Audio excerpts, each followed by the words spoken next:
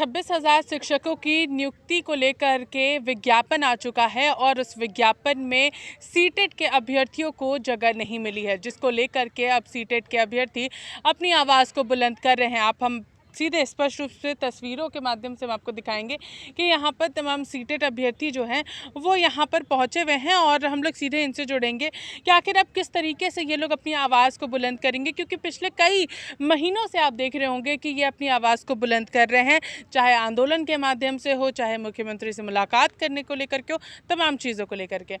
मुख्यमंत्री से मिल लिया, आंदोलन कर लिया, शिक्षा मंत्री जगन्नाथ महतो से भी आप लोगों ने मुलाकात की थी। अब क्या विज्ञापन आ गया 26,000 शिक्षकों का। बिल्कुल, आज जो हम लोग देख सकते हैं कि यहाँ जितने भी बच्चे खड़े हैं काफ़ी मायूस हम लोग हैं, क्यों जो विज्ञापन निकाला गया है उसमें हम सारे अभ्यर्थियों की इसमें मौका से वंचित कर दिया गया है। तो हम लोग आश्वासन मिला था कि लगातार हम लोग जब मुख्यमंत्री सर से मिले थे या उस टाइम जगन्नाथ महतो जी जीवित थे तो उनसे भी मिले थे, तो उनका भी यही कहना था कि आप लोग इंतज़ार कीजिए, आप लोग को मौका दिया जाएगा। लेकिन आज देख सकते हैं कि जब विज्ञापन निकाला गया तो क्लाउज में एक ही कंडीशन डाल दिया गया है कि झारखंड शिक्षक पात्रता परीक्षा उत्तीर्ण अभ्यर्थी इसमें शामिल हो पाएंगे।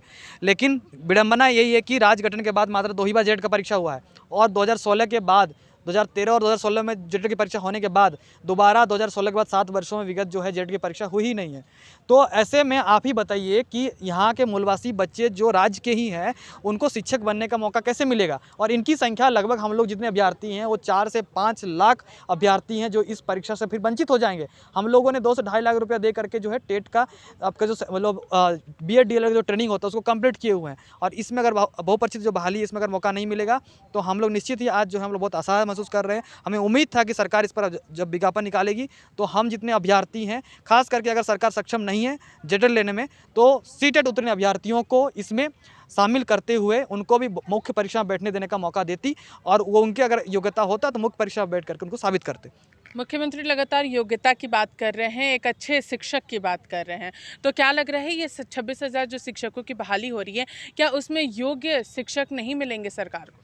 एकदम बिल्कुल उतना में अगर हम लोग का नहीं शामिल किया जाता है तो बिल्कुल उसमें योग्य नहीं मिलेंगे। कैसे? हाँ, मैं बतला रहा हूँ कि जो पारा टीचर के ही एग्जाम्पल ले रहे हैं, पारा टीचर 4300 कुछ ही जो है 6 to 8 के लिए क्वालिफाई किए हैं जेटेट, उसमें वैकेंसी है 60,000।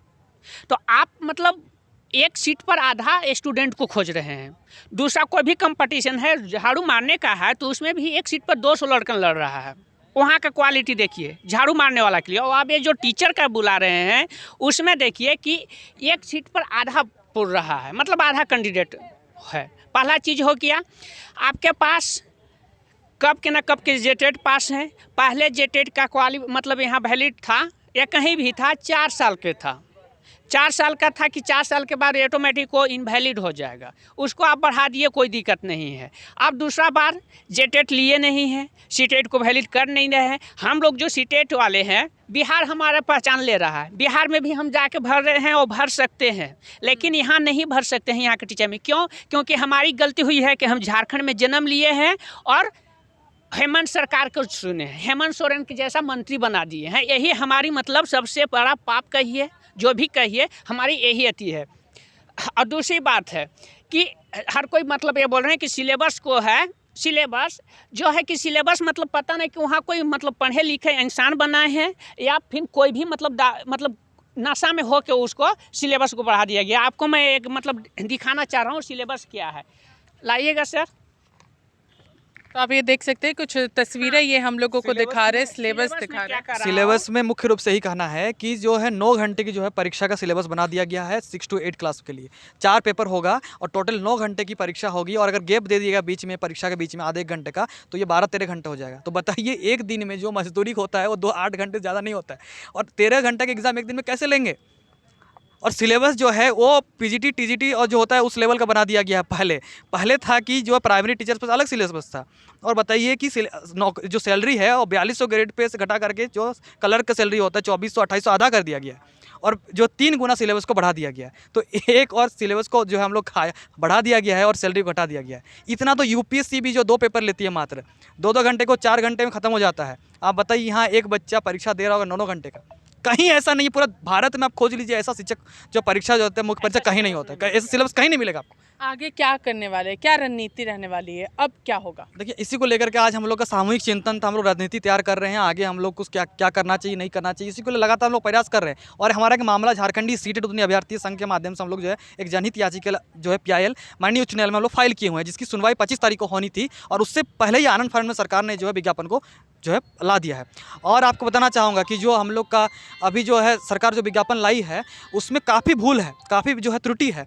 और हम लोग स्टे पिटिशन तो फाइल करवा दिए हैं निश्चित रूप से। और सरकार चूँकि लेट में जो है अपना जो काउंटर एफिडेविट जमा की थी, उसके बाद हम लोगों ने रिमाइंडर भी फाइल करवा दिया था परसों, और कल ही हम लोग स्टे पिटिशन फाइल कराएं। निश्चित रूप से ये विज्ञापन न्यायालय के माध्यम से रद्द होगा या स्टे लगेगा, और जो भी होगा उसके बाद हम लोग सामूहिक रूप से चिंतन करेंगे। और जरूरत पड़ेगा तो राज्य स्तर पर व्यापक जो है 4 से 5 लाख बच्चों को हम लोग जो है एक मंच पर लाएंगे और बृहद जो है आंदोलन खड़ा करेंगे। और जो मुख्यमंत्री सर ने हमारे साथ भेदभाव किया, इसको निश्चित रूप से आगामी चुनाव में हम लोग जो है चुनौती देंगे। मानसून सत्र शुरू हो रहा है, तो क्या उससे पहले कुछ तैयारी आप लोग कर रहे हैं, या फिर एक बार फिर से हम लोगों को वो दृश्य देखने को मिलेगा जो पहले सत्रों में देखने को मिला है? बिल्कुल, अगर हमें इसमें बैठने का मौका नहीं मिलेगा तो हर स्तर पर हम लोग जो विकल्प होंगे हमारे पास संवैधानिक दायरे में, हम लोग उन हर एक विकल्प का प्रयोग करेंगे।